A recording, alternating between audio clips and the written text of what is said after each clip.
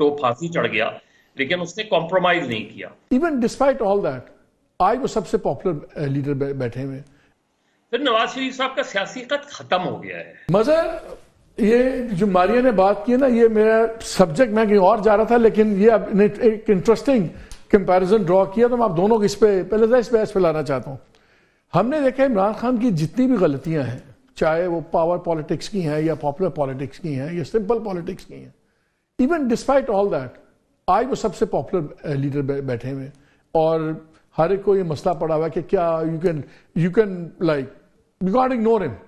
Establishment भी है तो यू कांट इग्नोर हिम। क्या नवाज शरीफ साहब का सियासी कद छोटा हो गया? मुझे ये बड़ा अजीब सा लगा था व्हेन आई सॉ हिम, जब मैंने टेलीविजन पे देखा वो को चेयर कर रहे हैं एक मीटिंग मरियम नवाज साहिबा के साथ, और उसको खैर अब तो क्रिटिसिज्म भी बहुत आ रहा है, लेकिन he look like a shadow of his past self. क्या ये हम ओवर हार्श हो रहे हैं कि नवाज शरीफ साहब का सियासी कद कम हो गया? देखिए मालिक, जो इमरान खान साहब इस वक्त पॉलिटिक्स कर रहे हैं वो खेल रहे हैं पॉपुलर सेंटिमेंट से, और उनका रिजल्ट उनको मिला है। अगर इलेक्शन का रिजल्ट इससे ज़रा मुख्तलिफ होता, यानी ये नहीं कि हुकूमत किसने बनाई है, लेकिन जिस अंदाज में उनके बैक्ड इंडिपेंडेंट कैंडिडेट्स जीते हैं, उसने उनकी इस बात को और तक़वियत दी है कि मैं जो पॉलिटिक्स कर रहा हूं उसके साथ पब्लिक सेंटिमेंट्स जुड़ा हुआ है। तो वो उस पोजीशन से क्यों हटेंगे, वो उस पोजीशन से क्यों पीछे हटेंगे? वो एक पॉपुलर सेंटिमेंट, आप याद रखें, इमरान खान अगर किसी एक इंडिविजुअल पाकिस्तानी पॉलिटिशियन को प्रेज करता है फॉर हिज करेज, वो जुल्फ़िकार अली भुट्टो है। और अगर इमरान खान से कई मरतबा मेरी भी गुफ्तगू रही और उन्होंने हमेशा उस चीज को प्रेज किया कि भुट्टो फांसी चढ़ गया, लेकिन उसने कॉम्प्रोमाइज नहीं किया। अब इस वक्त सूरत हाल ये है कि उनको ये लग रहा है कि अगर मैं किसी स्टेज पर भी इस तरह का कोई भी कॉम्प्रोमाइज करूंगा या जैसे उनका तो ठीक है, वही तो मैं कह रहा हूं, उनके तो थिंग्स आर पॉलिटिकल लेवल पे तो ठीक है। क्या नवाज शरीफ साहब का सियासी कद कम हो गया? फिर नवाज शरीफ साहब का सियासी कद खत्म हो गया है मेरे नजदीक। हो सकता है मैं गलत हूं। देखिए, नवाज शरीफ साहब जिस इमेज के साथ पाकिस्तान वापस आए थे, वो शायद रियलाइज ही नहीं कर पाए कि ग्राउंड कितना तब्दील हो गया है। उनके लिए पूरा स्टेज बनाया गया, उनके लिए 2023 के इलेक्शन मुलतवी किए गए। जो आप याद रखें कि अगस्त में असेंबलियां डिसॉल्व हुई थी, अक्टूबर में होने थे। वो इलेक्शन किस लिए मुलतवी हुए थे? वो कोई फाइनेंस नहीं था या पैसे नहीं थे इसलिए तो मुलतवी नहीं हुए थे। वो इसलिए मुलतवी हुए थे कि नवाज शरीफ साहब को उन्होंने स्टेज दिया था कि जाएं पंजाब में पॉलिटिक्स करें, पंजाब में आप जो है कैंपेन करें। उनको बहुत जल्द अंदाजा हो गया कि चीजें बहुत बदल गई हैं 3.5-4 साल में। और वो मैं आपको दूं, मैं कोई 2-3 दिन के लिए अभी लाहौर गया था। यकीन जाने मैंने बहुत सी जगहों के कोई 100-150 लोगों से मिलाऊंगा, इससे ज्यादा नहीं मिलाऊंगा क्योंकि फंक्शंस वगैरह थे उसमें। मुझे यकीन जाने मुझे एक मुस्लिम लीग नून का हिमायती नहीं मिला उसमें। हो सकता है मैं जाहिर 100 लोगों से मिलने से पीटीआई की इफ्तारियों में गए होंगे ना। नहीं, मैं तो कॉन्फ्रेंस वगैरह में उसमें वो नहीं। और मैं ये बात कह रहा हूं और मैं ये ऑन रिकॉर्ड भी कह रहा हूं, जो लोग थे उनमें से बेशुमार लोग मुस्लिम लीग नून के थे। और अगर कोई चैलेंज करेगा तो मैं उनको कोड भी कर दूंगा।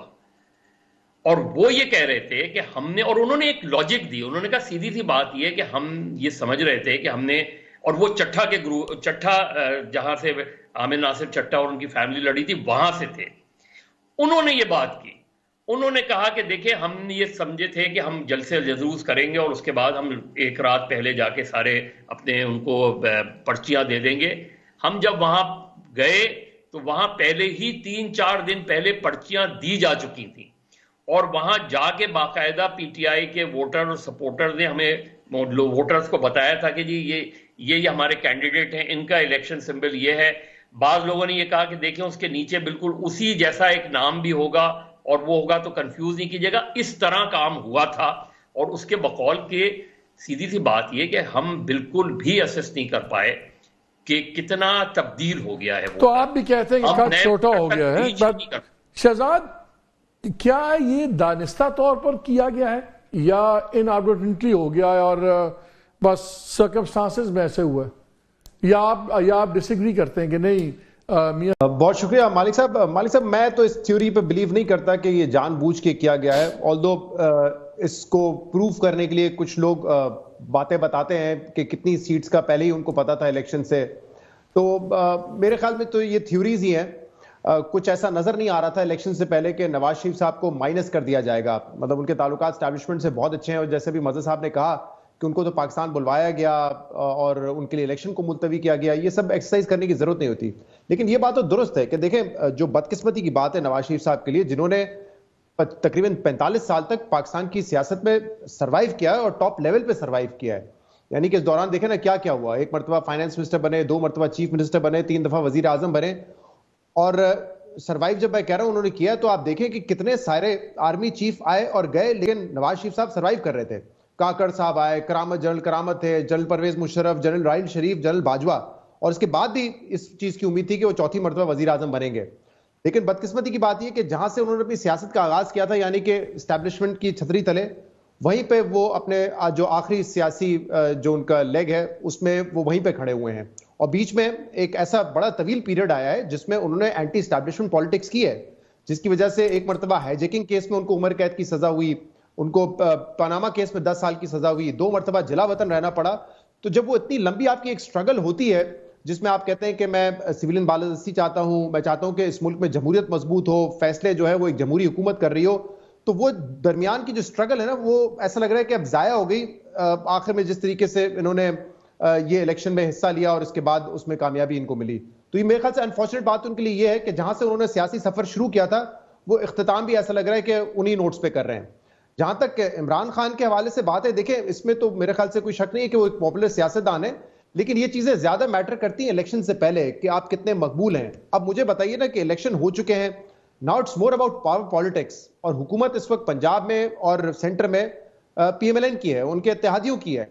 अब इमरान खान साहब यहां से क्या रूट इस्तेमाल करेंगे? मुझे लगता है फिलहाल तो उनकी सफों में टोटल कंफ्यूजन है कि आगे किस तरीके से बढ़ना है, क्या अपीज करना है, क्या लड़ना है, और अगर लड़ना है तो भी वे आउट क्या होगा। क्या पीटीआई ने यह फैसला कर लिया है कि ठीक है हम एक स्लो गेम खेलेंगे और 5 साल तक अगर ऑपोजिशन में बैठना रहा तो बैठेंगे, या उनके पास कोई ऑल्टरनेट है?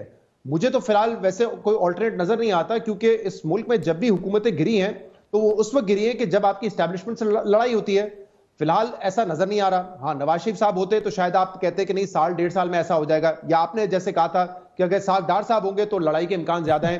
अब शहबाज शरीफ साहब हैं, प्रेसिडेंट आसिफ अली जरदारी साहब है, दोनों ने सियासत जो पिछले शहबाज शरीफ साहब ने तो हमेशा, लेकिन जरदारी साहब ने भी जो पॉलिटिक्स की है उसमें उन्होंने एस्टैब्लिशमेंट के खिलाफ जाके नहीं किए। तो इस वक्त तो कोई फॉर्मूला नजर नहीं आ रहा। इस हुकूमत के खिलाफ नहीं एस्टैब्लिशमेंट, अदलिया से एज सच कोई चैलेंज नजर नहीं आ रहा। तो तहरीक इंसाफ अगर ये कहती है कि हम पॉपुलर हैं, तो वो पावर में कैसे आएंगे?